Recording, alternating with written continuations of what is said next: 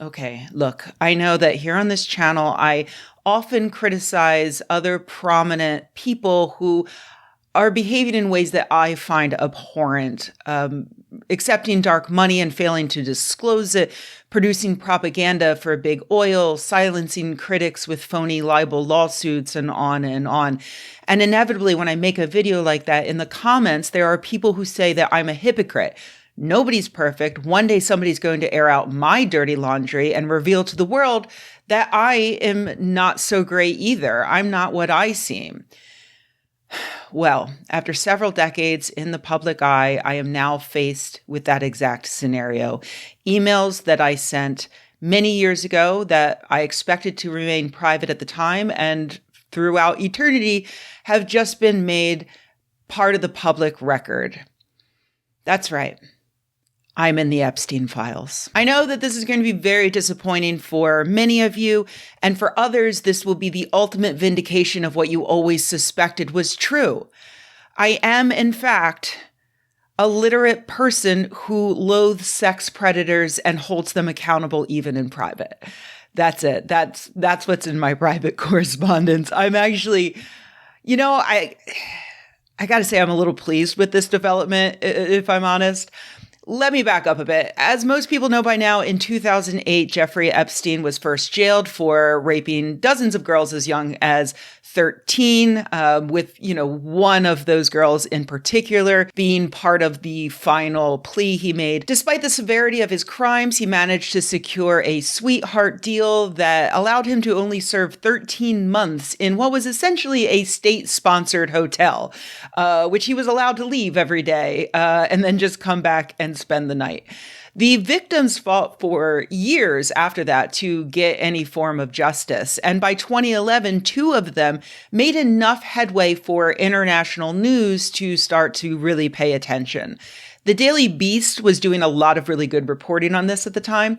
And one day in April of 2011, a reader of my blog, Skepchick, emailed me a piece in the Daily Beast about how Epstein's high society buddies were circling the wagons. And the reader specifically wanted me to weigh in on a quote from Lawrence Krauss, a relatively famous theoretical physicist who often appeared at skeptic and atheist events and whose work was in part funded by Epstein. If anything, the unfortunate period he suffered has caused him to really think about what he wants to do with his money and his time and support knowledge, says Krauss. Jeffrey has surrounded himself with beautiful women and young women, but they're not as young as the ones that were claimed. As a scientist, I always judge things on empirical evidence, and he always has women ages 19 to 23 around him, but I've never seen anything else. So as a scientist, my presumption is that whatever the problems were, I would believe him over other people. Though colleagues have criticized him over his relationship with Epstein, Krauss insists, I don't feel tarnished in any way by my relationship with Jeffrey. I feel raised by it. I was shocked when I read that quote for the first time. I did not know Krauss well at that point, but I had been at conferences with him and attended his lectures. And I was absolutely positive that this quote must have been taken out of context by a nefarious reporter.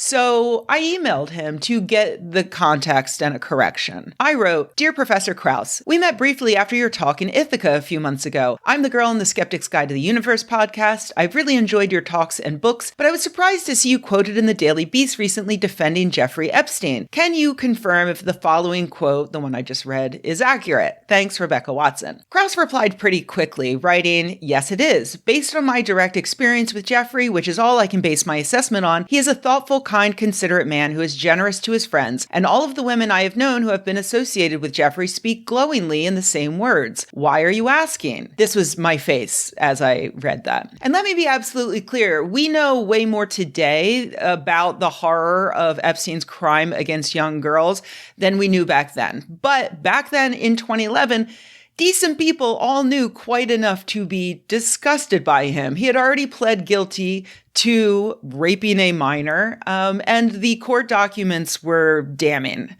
So I replied thusly, "Thanks for getting back to me. I was asking because I found the quote shocking. The evidence against Epstein is overwhelming, and he's even pled guilty to paying for sex with a minor. It's in no way scientific or rational to assume that because you never saw him with an underage girl, he must actually be innocent. It is possible for a person to be kind and generous with his friends, but still a criminal paying for sex with underage girls in his private life." I'm going to write about the topic on Skepchick, and I'll include any additional statement you'd like if you want to provide more context or if you've changed your mind. Lawrence Krauss proceeded to double down, replying, "Jeffrey apparently paid for massages with sex. I believe him when he told me he had no idea the girls were underage, and I doubt that people normally are asked for or present a driver's license under such circumstances. Moreover, I also believe that Jeffrey is an easy target for those who want to take advantage of him. Moreover, I can say with great honesty that Jeffrey's time in prison led him to seriously examine his life in very positive ways, and I don't believe in blanket condemnations of people. He served time for something that was determined was inappropriate. I honestly don't know who was the victim in this case. I fully expect that these masseuses knew what they were doing and were not swayed to do anything with Jeffrey that they were not already doing. That is not to approve of the whole behavior, but lots of people I know and like have behavior I don't entirely approve of. I know it is not politically correct to say that because in general this is a very sensitive issue, and all other things being equal, one should take the side of the young women. But all things are not equal in this case, from my point of view. It is a judgment call, and I will not turn my back on a good friend so easily." At this point, two things became clear to me. One, Lawrence Krauss is either a monster or an idiot, possibly both. And two, Lawrence Krauss's book editor doesn't get paid enough because the man writes like a teenager, the age of the children Jeffrey Epstein raped and helped his friends rape. And so rather than become his editor pro bono, I replied to let him know that I would be publishing his emails as is. I didn't want to do the extra work. I certainly didn't want to be accused of editing him to make him look better or worse. And honestly, I really wanted my audience to see just how illiterate this man really is. "Okay, thanks for this statement," I replied. "I'll print it in full along with the article, probably today. I very, very strongly disagree with your position and hope you eventually reconsider, but I do appreciate you taking the time to respond." In a sudden glimmer of self-awareness, Krauss agreed to this, but had a second thought of a way to make him look slightly less terrible. He wrote, "Okay, I just sent an additional email which moderates this. Everyone was a victim, including Jeffrey here, and there was no happy resolution. Please add, probably everyone was a victim with no happy resolution or consequences of these activities after was the victim in this case." Okay, I felt that was fair, so I made those edits and published the post roundly condemning Krauss for his disgusting victim blaming in the service of protecting a billionaire who ran an international child sex trafficking ring. Because I had a lot of male skeptics and atheists in my community, many comments actually supported Krauss. Like a lot of men who wanted to argue that it's not rape if the child isn't super young, or that it's actually libel to say that there was ample evidence to suggest that Epstein was in fact a child sex trafficker. Or this comment downplaying a middle-aged man raping a child from DJ Grothy, who at the time was running the James Randi Educational Foundation and who was hosting Krauss a few months later as a featured speaker at their annual meeting in Las Vegas. Probably just a coincidence that Grothy decided to accuse me of making Epstein's guilt more black and white than it really was. Also probably a coincidence that the following year, Grothy blamed me personally for women not wanting to go to his conference anymore because I made them believe that women would be unsafe because we feature this or that man on the program. That said, most of the commenters seem to feel the same as me, expressing disappointment and disgust with Krauss.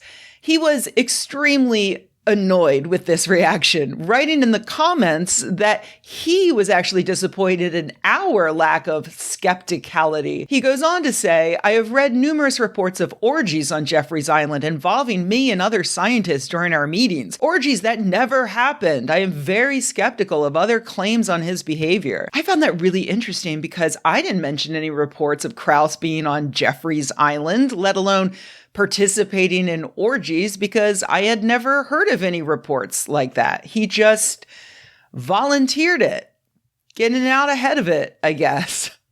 Anyway, in one final clarifying comment, Krauss wrote, "I was not going to comment further, but a dear friend has asked me to make my position even clearer." He then restates that he doesn't think Epstein did anything wrong, ending his comment with, "As some of you know, I just wrote a book about Richard Feynman, and as I thought about the derision on the web, I remember his statement, 'What do you care what other people think?' I think he would have done the same thing I have done if he assessed the situation as I have." Now, at the time, I didn't think much of his continued hole digging. I certainly didn't wonder which dear friend asked him to make his position clearer. But now, after perusing the 20,000 previously unseen emails to and from Jeffrey Epstein, I kind of think that's the dear friend. Because that's how I ended up in a historic public document drop. Immediately after he replied to my emails, Lawrence Krauss forwarded our conversation to the famous child sex trafficker himself, writing, "Just so you know, you can read from bottom up. You may be mad that I was blunt. Haven't heard from you. Hope all is well." "No, it was appreciated. Thanks," replied Jeffrey Epstein. In a reply that caused me unintentional full-body cringe, Lawrence Krauss ass-kissed, "Beyond anything else, you are my friend.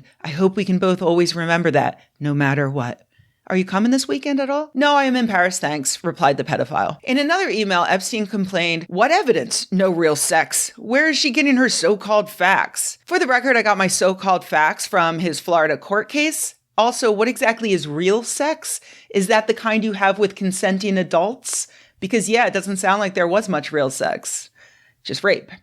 Anyway, Krauss needed Epstein to know that he was a victim too. People are now throwing out my books, according to her blog. More nonsense. Poor guy. You know, come to think of it, he was right when he said probably everyone is a victim. Epstein, Trump, Krauss, other rich white guys probably. They're all victims. He then writes, "P.S. I have decided that Feynman would have done what I did, and I am therefore content, no matter what." Smiley face. "So would I," replied the child sex trafficker. Krauss concludes, "I know. It is one of the reasons I respect you." Now, this exchange in particular has caused a bit of confusion online.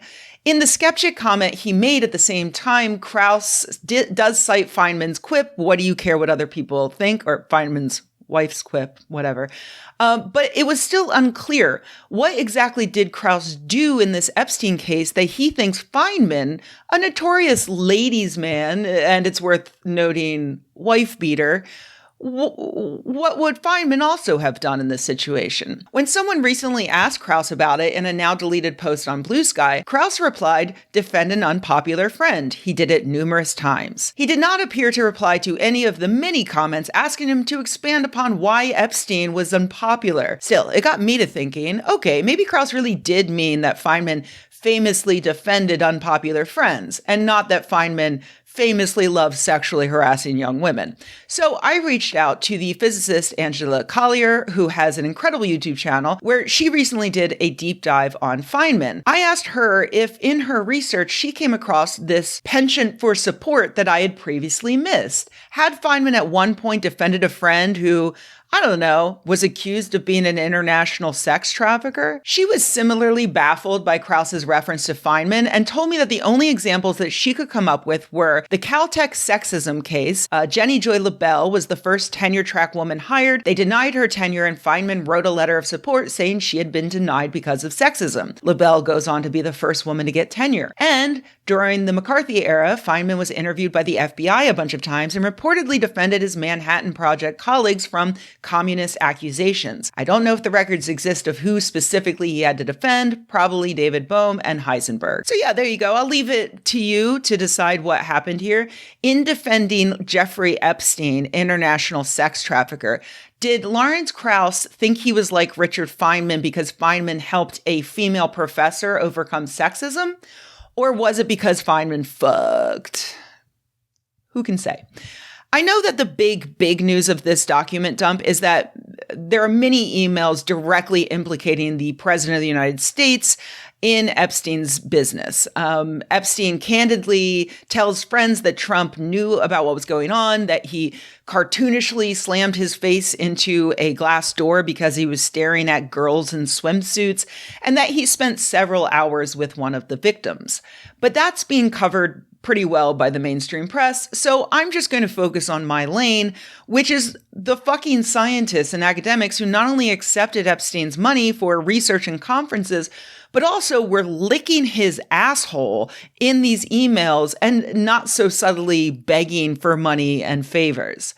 Just to say on Krauss for a minute, I was fascinated to read some of the other conversations with Epstein. For instance, in 2017, I was contacted by a reporter working for Buzzfeed who asked me if I had any dirt on Krauss, other than his open support of a child rapist. And by that time, I certainly did. I had heard a lot of stories secondhand, and also I was very close with a number of employees at the Center for Inquiry when a woman complained that Krauss had propositioned her to have a threesome with him and his wife on an expensive CFI cruise where he was the featured speaker, which she found understandably awkward and upsetting.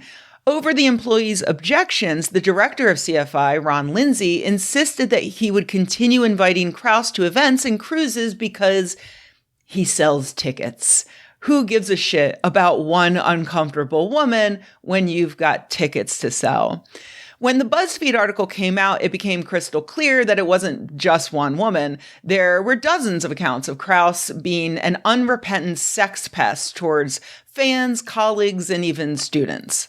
But way back in 2017, when the same reporter reached out to Krauss to comment on all these accusations, it turns out that Krauss desperately needed advice. And who better to coach you through responding to dozens of accusations of sexual misconduct than a convicted child rapist who was about to go to prison for running an international sex trafficking ring. In a newly revealed email, the BuzzFeed journalist reached out to Krauss describing the accusations against him, the first of which was this. In November of 2006, at an event launching the new Center for Inquiry in Washington, D.C., you met a volunteer for CFI DC. At the event, you asked for her business card. Later, you followed her as she was leaving and asked her if she was, quote, of age. Later, you emailed her to invite her to dinner. You planned to dine with her in the restaurant at the Washington, D.C. hotel where you were staying. You told her to come up to your room first because you needed to finish some work. In your hotel room, you seemed in no rush to leave. You ordered a cheese plate and later champagne despite her suggestion that you go down to dinner. You then made a comment about her eye makeup, getting very close to her face. You then lifted her by the arms and pushed her onto the bed beneath you, forcibly kissing her and trying to pull down the crotch of her tights. She struggled to push you off her. You said, when I was in college, I could never get a girl that looked like you. When you pulled out a condom, she got out from under you. She said, I have to go, and rushed out of the room. Krauss replied to the reporter that was, quote, a consensual encounter in my hotel room in 2006 where we mutually decided, in a polite discussion in fact, that taking it any further would not be appropriate, and there were respectful and platonic encounters afterwards. To clarify, the reporter followed up, are you saying that this mutual decision was reached in the hotel room, or was this discussed subsequently? That sounded like a pretty reasonable question to me, but it apparently really panicked Krauss, who forwarded the entire exchange to Jeffrey Epstein and asked, is this a reasonable response? Should I even respond? Could use advice. Epstein replied,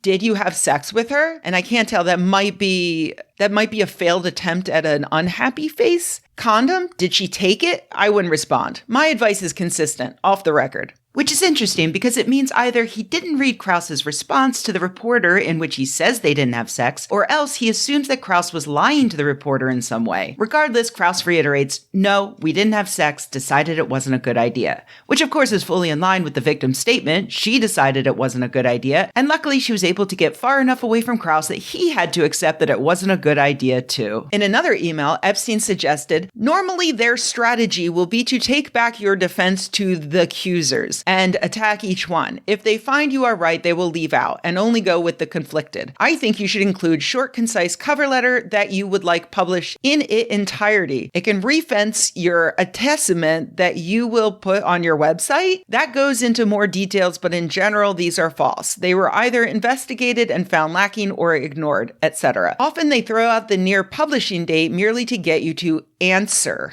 That advice ultimately didn't pay off. After the BuzzFeed piece landed in early 2018, the reaction came from many of the organizations that had thus far managed to ignore all of Krauss's red flags, and it was not pretty for him. I had my call with the Bulletin of Atomic Scientists, Krauss wrote to Epstein after the piece was published. I am going to take a voluntary leave as chair of the board, allowing me and them to make nice statements about me and how the board appreciates me, has never had a complaint, how professional I am, and how they hope I will return after this has subsided. The alternative was worse. Yikes, replied the child sex trafficker. They claimed they had 1,500 hits for their announcement about me in Buzzfeed, which doesn't seem like a lot, but they thought so, and they are getting pressure from various of their supporters and senior people. This 3-week thing may be true, but I wonder if I will ever really recover. I wish they would indict Trump or something right now. Okay, that's actually really funny. I'm so sorry, Larry, but no Trump indictment was going to bury your lifetime of sexual harassment.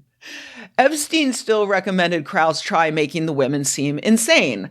Concentrate on your point-by-point refutation. Article on women agreeing on seeing flying saucers does not make the claim real. Break the charges into ludicrous, ogling, jokes, etc.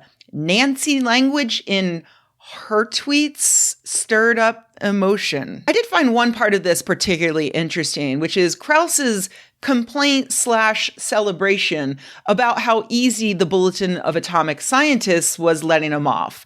That's just life for a rich white guy, isn't it? Center for Inquiry let him continue doing talks and cruises after several credible reports of him harassing and even assaulting women, and he used that fact to insist that it must mean none of it happened when he was responding to Buzzfeed. The fact that I have remained a professor in all universities with which I have been associated in good standing, and also an officer or an invited speaker at organizations like CFI, which have strict harassment policies, is a confirmation of the fact that their experience validates a trust in my behavior. I was asked to be an honorary director of CFI and continue to be invited to their last 3 meetings to speak, specifically because, as they have written me after the fact, the attendees universally appreciated my talks, my courtesy, and graciousness in spending time with the attendees. I mean, not all of the attendees appreciated the time you spent with them, but who cares about them? You sold those tickets, didn't you? Powerful white men at both CFI and the universities where Krauss was quietly shuffled around like a priest with a dirty secret dismissed dozens of credible accounts of Krauss's behavior simply because they wanted him to keep selling tickets and books and admissions, and he used that to defend himself against each new allegation. It's a cycle of power and abuse where the rich white guys just always come out on top, and the rest of us just end up with less power and more abuse. In 2019, my friend Jamie Bernstein wrote about the ongoing Epstein case for Skepchick, and she focused in part on how openly he committed his crimes, something that I've been thinking about a lot this year. I had to cut off contact with some family members because they just refused to believe that Trump and Epstein were very good friends, and it was really obvious that Trump engaged in some of the same activities with Epstein. And they wouldn't believe it, despite the fact that we have a decade of photos, recordings of them talking about abusing women, so very much documentation long before this latest document drop.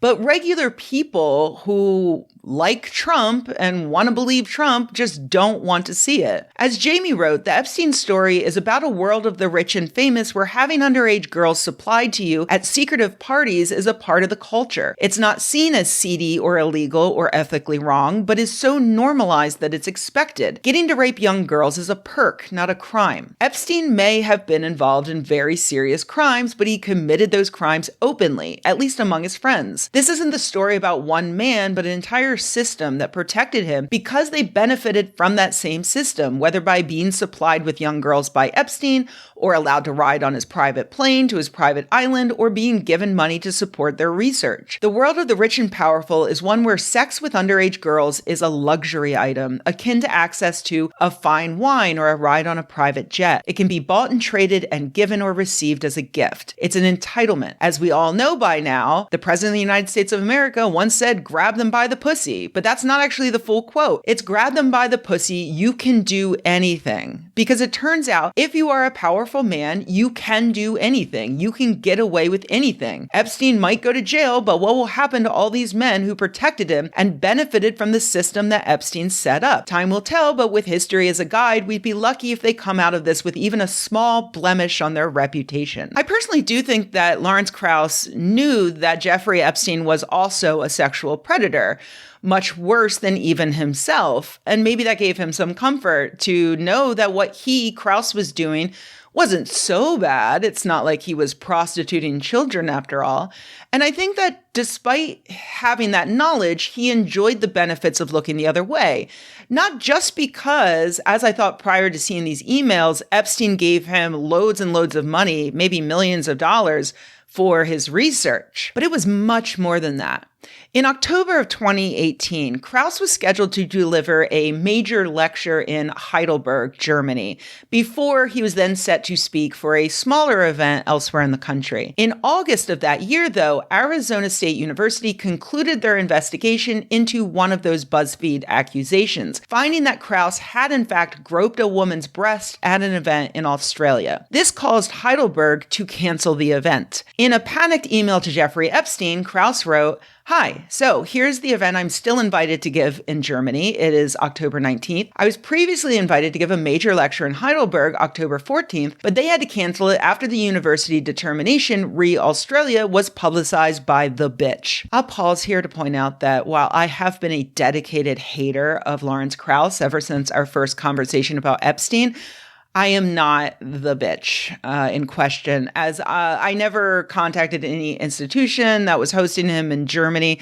I suspect that that honor goes to Virginia Hughes, the Buzzfeed reporter who took the lead on the article announcing that Krauss had been let go from ASU. Anyway, he continues, "That air ticket, which they had paid faux, was about 5,250 euros. There is a $900 cancellation fee, and they have agreed to let me keep the ticket if I pay them 4,500 euros. I offered that to the other place, but they only have $5,000 USD total, which includes the $4,000 fee they originally offered me. I am going to check other tickets now, but wanted to know if you might be flying to Europe around then and could take a hitchhiker, smiley face." So not only did Lawrence Krauss fly on the Lolita Express to conferences that Epstein funded, but he used it as a backup plan when his own actions of sexually assaulting a woman resulted in him being on the hook for a flight he didn't feel like paying for.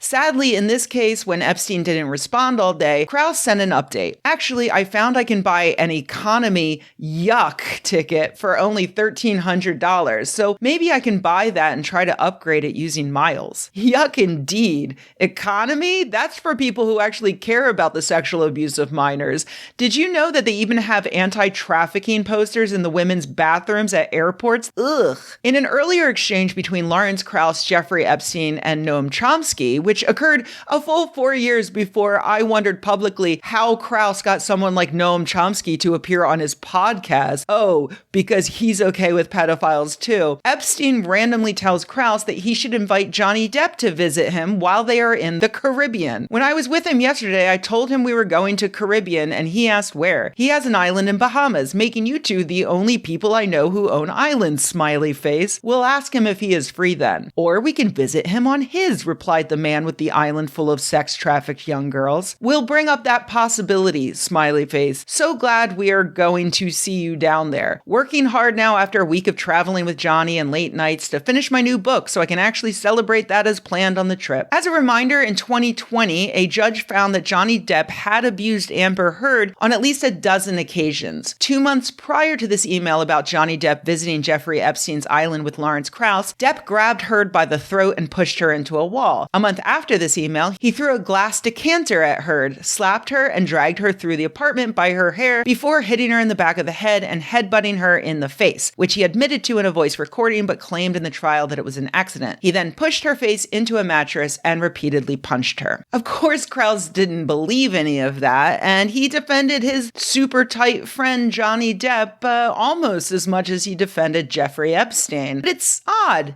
isn't it? How all of these men just happen to be friends and they all have extremely serious allegations of sexually abusing women. Weird. But yeah, this incomplete record of emails really shows how it wasn't just the scientific funding that lured in people like Krauss. It was an entire lifestyle of helping one another sexually harass women, like Epstein did for Larry Summers, who wanted to woo his mentee, of helping one another wiggle out of things when they're inevitably caught sexually harassing women, of helping one another avoid flying coach, of using the spelling and grammar of children as if it's a secret code. It's all part of the culture. Oh, and on that note, over the years, I saw a lot of men, including Krauss, defend Epstein as a genuine lover of science, an intelligent, thoughtful man.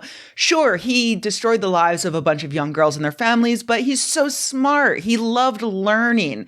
That's why he gave these scientists so much money. Allow me to read you some of Epstein's deep thoughts. Emailed to himself in January of 2018, logged originally as House Oversight 019871, since removed from the Google Docs, but thankfully archived by the Epstein document search. Beards and long hair are meant to catch and hold smells. Skin as part of brain. Meme brain? Does the eye transmit information? Plants, communication, surface area, similary tohumnas. Do we get plant diseases? Numbers. Not good for many things. Okay, yes, he obviously wrote that on drugs, but it wasn't just one random high note to self. In December of 2016, he asked Lawrence Krauss, is the South Pole getting colder and more ice? Is it accurate to say that climate changes can only be measured over long periods, 20 years or more? I am here with the Trump people in Palm, and when asked, I say I don't have any idea if this global warming is a threat that can be reduced, currently carbon-taking machines. I guess if that is really a concern. I would also like to know what groups prefer warming. Canada? He thought Canada would prefer global warming because it's chilly up there. I cannot stress how reading through all of these emails broke my brain. It's not just that these men are monsters. We knew that. It's that they're fucking idiots. Krauss is BFFs with this guy for years, patiently answering his fucking idiot questions because that's part of the job. And he has the audacity to tell the media not just that he's not raping kids, but he's also fucking intelligent and a passionate defender of science. Seriously, open up the files, click randomly, and within 60 seconds, you will understand that Epstein had a brain as smooth as a bowling ball. In fact, I'm now convinced that he didn't kill himself because I don't think he could have figured out how. He probably would have tried to strangle himself by tying a rope around his dick and balls because that's where most of his neurons are. I was originally going to make this video a bit more general, pointing out more of the emails from Larry Summers and Noam Chomsky and Robert Trivers, the evolutionary biologist who defended Epstein by claiming that by the time girls are 14 or 15, they're like grown women were 60 years ago. So I don't see these acts as so heinous. Yeah, of course that guy is in these files too. But honestly, I'm exhausted just delving into Lawrence Krauss. It's so frustrating because after his public defense of Epstein, he was voted Humanist of the Year by the American Humanists. He went on to do loads of lectures. After the Buzzfeed article about his history of sexual assault and harassment, he was nominated to the board of directors for Atheist Alliance International. He's currently touring around promoting his shitty new book about the war on sex predators. I'm sorry, I mean the war on science. Oh, also, by the way, I looked it up. The speaking engagement is for the Free Speech Union of Canada, which is an organization that was founded earlier this year by, that's right, Lawrence Krauss. But that's how things go for rich white guys. Even when so much of polite society finally decides to reject you for being a pedophile-enabling sex predator, you can just start your own organization dedicated entirely to platforming your own views. And the thing is, he could actually come back from this. Go back and look at those comments on my initial post 14 years ago, when a simple glance at the court documents showed that Epstein had abused dozens of young girls and pimped them out to his friends. I wasn't just making it up at the time. I was reporting what was already known. But loads of men were telling me in the comments and in my emails and on social media that this wasn't a big deal, that Epstein didn't really do anything so bad, that it was justice for him to spend a year sleeping in a prison prison hotel each night, that Krauss was just speaking honestly about his good friend, that Krauss was actually heroic to defend his friend. But no, you know what was heroic? What was heroic was Epstein's victims who didn't let this Greek chorus of assholes bully them into giving up. Actually, chorus is the wrong metaphor here because these men do not just see themselves as supporters, mere side characters to the main show. They think they are peers. They believe that by defending the child sex trafficker and by defending the sex predator who defends the child sex trafficker, that one day they will be part of the club. One day the patriarchy will reward them with a book deal and a tenure position and a lecture tour and their own pretty young girl. It's great that one billionaire rapist is dead, but the system of good old boys who protected and tried to rehabilitate him is still in place. And they're going to cling to their lifestyle for all they've got, no matter how many girls and women and marginalized people are abused and killed and ruined. Because after all, what's the alternative? Flying coach?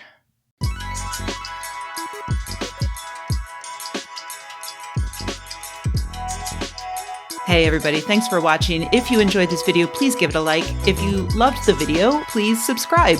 And if you think the world could use more videos like this and you happen to have a few bucks laying around, head to patreon.com/Rebecca and join an awesome community of nerds like the people whose names you see on the screen right now. Thanks.